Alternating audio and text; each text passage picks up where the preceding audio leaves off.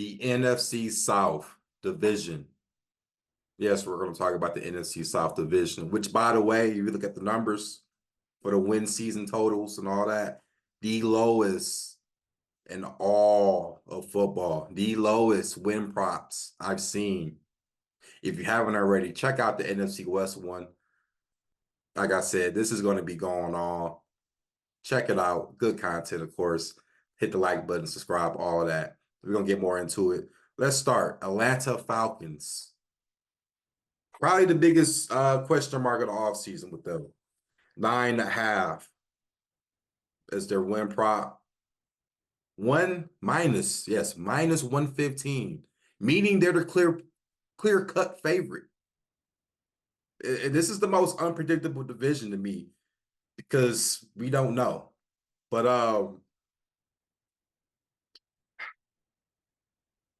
I'm going to lean under.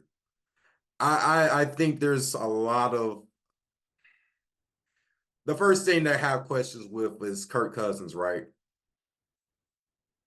You paid him $150 million, and he's coming off of a meniscus tear, right? Now, if he was playing every game last year with the Vikings and then you paid him that money, hey, I kind of understand that he deserved it at that point, but he missed the rest of the season. I mean, he was balling to that point, but you're pretty much banking on he does that again. And, you know, when it comes to ACL tears and meniscus tears, you never really know how the same player will be at that point. So, and then you draft Penix in the first round. And I thought that would have been perfect for you to get Dallas Turner because you need – bro, they need edge rushers. It's like I almost been saying this for the last few years with the Falcons. They don't have any pass rush that will even make you scared. And I thought the one guy that was there, you could have had him, but you picked a quarterback who also has had a lot of injury concerns too. As much as I love Michael Penix, but I mean, you don't write a letter to all 32 teams about your injury past. I mean, I think that's a concern to a degree. But I think the defense is like really questionable. I know you got Raheem Morris coming in, defensive guy. If he doesn't turn this defense around, man, we're going to be sitting there scratching our head on why you didn't pick a defensive player in the first round. And to Kirk Cousins, and this is because this situation could get sticky. Because if Kirk Cousins, I think he has 2 good years to prove himself. But like I said, shout out to Cam Newton again, because I was watching when he was saying about this. The one thing Kirk Cousins cannot complain about the whole situation, he got 100 M's guaranteed. Guaranteed. So I think you need to just show your game, buddy. The offense, I mean, if he does have a research, the offense is there for him to be successful. I will say that, right? Bijan Robinson, you got Drake London. What about Darnell Mooney? That was a very underrated pickup. I did like that one. You know, Pitts looked like he can be an elite. That is my bold prediction. I think Pitts can be an elite tight end. We're talking about top 3 tight end, top 5 tight end in the league this year. He has the talent to do it. We've been seeing the signs, but we haven't saw the most of the results because of the quarterback play. Cousins or Penix would be better than Ritter to me. I saw how much I was fading Ritter all last season, right? I just think, though, with being minus 115 as a division, I just think that's not – I'm not with that. That's just not my cup of tea.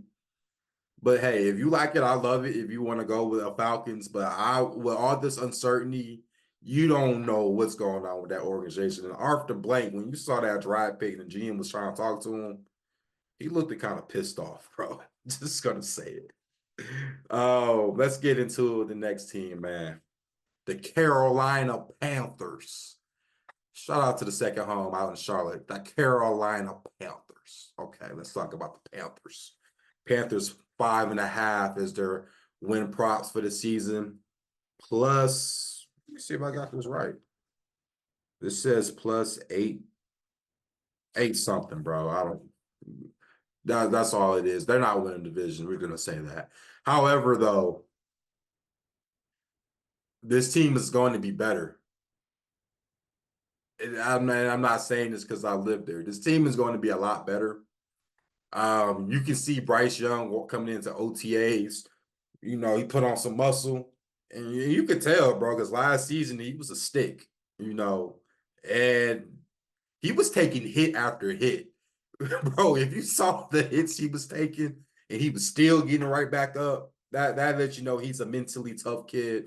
But I see we seen signs last season that he was bound to do something great.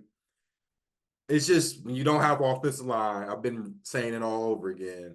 You don't have a receiver core. What can you really do, right? Your running backs, what can you really do? They changed a lot of that this year. The defense, for the most part, is still intact. You lost Jeremy Chin, which to me was an underrated loss to them. Jeremy Chin did so much for that team. You still got Derek Brown maintaining that trenches, so he is. To me, he is all pro level. I just think it's the fact that it's in the Panthers, right? If you look at the statistics, Panthers had a top 5, top 10 defense all last season with being the worst team in the league. It was just the offense. They came in, Xavier Legette, Deontay Johnson. Now you can make Adam Thielen and Jonathan Mingo your 3 and 4 receivers. I think you still have Terrence Marshall there too. So they have now with the 2 acquisitions with receivers, a decent receiver core. They still need a tight end, I think, because what's my man's name, bro? Hurst. I don't think he's playing no more. As crazy as that is. So it's just really the question is, will Bryce Young improve? And I'm going to say my bold prediction is he's at least league average. And to some people, that's not maybe bold, but it at least shows that he was better than he was last season. The coach they got, I mean, we saw what he did with Geno Smith in Seattle. And we saw what he did with Baker Mayfield. And he has familiarity with the division. So I think they're going to definitely be more competitive.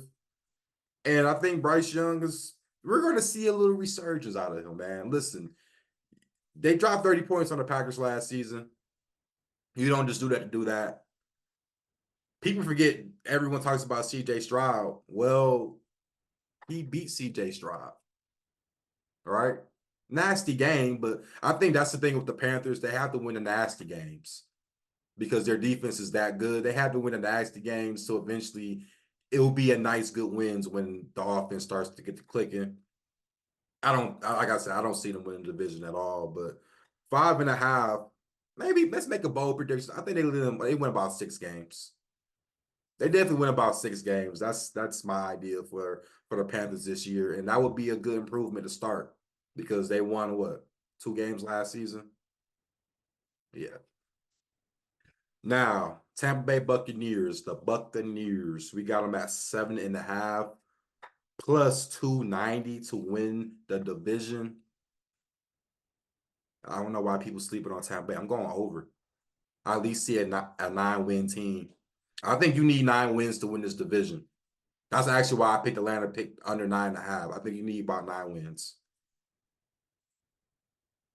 But with Buccaneers, man, you lost Devin White and on defense, and to me, I still say I would take him over Lamonte David. But Lamonte David has been there, so you know Todd Bowles and defense is still going to maintain. It's more on the offensive play calling. How would that work out with new coordinators coming in? But Mike Evans is still consistent. I mean, he's been a 1,000-yard receiver every year since he's been in the league. Yes, he's a Hall of Famer. If you ask me if he ended his career today, he's a Hall of Famer. Godwin's productive, but we know he has an injury bug. I mean, they have a team, man. Rashad White, I mean, not a bad running back. So Tampa is just would be, can they do what they did last season, right? They won some of the nasty games when they needed to win the nasty games, and they won impressively when they needed to win impressively. I think, can we see Baker Mayfield redo that again? Because we haven't seen the consistency with him a lot. But I think that's just the main question with the Buccaneers. I do think they contend with the Falcons to win the division, though. I think it's between those 2 teams. 7.5 is almost damn right disrespectful. At least a 9-win team for me, and plus 290 to win the division. I will sprinkle a little bit on that. That's actually kind of interesting. And lastly, in the division, the New Orleans Saints, Nolans, 7.5 plus 350 to win the division. I'm going under. At least 7-6 win team. I this is they're so inconsistent. Like when you talk about it, they are the most inconsistent team. There's games last year where I thought Derek Carr was going to be legit, and then the next game he just flops. And then they do this Taysom Hill. I come in for two plays and beat a quarterback, and then he's out. And I feel like they play better. It's crazy to say this. They play better with Taysom Hill than they have been playing with Derek Carr. That's crazy for me to say this because Taysom Hill doesn't even really throw the ball like that. It's crazy, man. Everyone was all on Dennis Allen, and it's because he was under Sean Payton's system. But I'll tell you what, I think this is the last year for him. I think he's done after this season. If they don't make the playoffs, at least he's done. You know, and the questions with this team is everyone's still raving about their defense, but their defense is like 40 years old.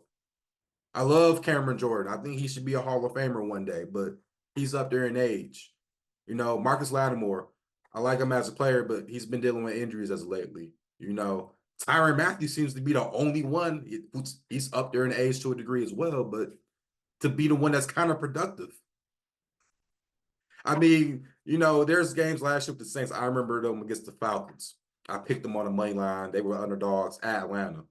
Taysom Hill's 5 yards away from scoring. He just fumbles the ball. Like, it's just bonehead stuff like that, bro. And you're the utility man. You know, they pay him so much money to do that, right? They paid him quarterback numbers, and he ain't really fully the number one quarterback, right? And then they went to Jameis Winston at one point. I mean, they went to 3 quarterbacks at one point, man. Like, how can I really trust that? Can I really trust that? I mean, let's be real with that. And like I said, the defense can hold its own to a degree, but the defense is getting old. I haven't seen improvements through the drive on what makes me okay. Kool-Aid, getting Kool-Aid in the second round was a steal. I will say that was a steal, but you know, you got him because he had a broken bone in his foot and he ran a 4.7. So now you have to hope on his injuries doesn't impact him, and you know he's a young guy. So I don't think they win a division. I think bold prediction, Dennis Allen get fired. I just don't see him as a head coach. I see him as a good defensive coordinator, but as an overall coach, we saw how that went down when he was with the Raiders, right? That's just my idea with it. But NFC South, like I said, who I would pick to win it would be the Buccaneers, plus 290. Not a bad value pick with me. That would be it for the NFC West. As always, man, who do you think win the NFC West? Correction, NFC South. Who do you think will win the NFC South? Let me know. As always, be safe out here.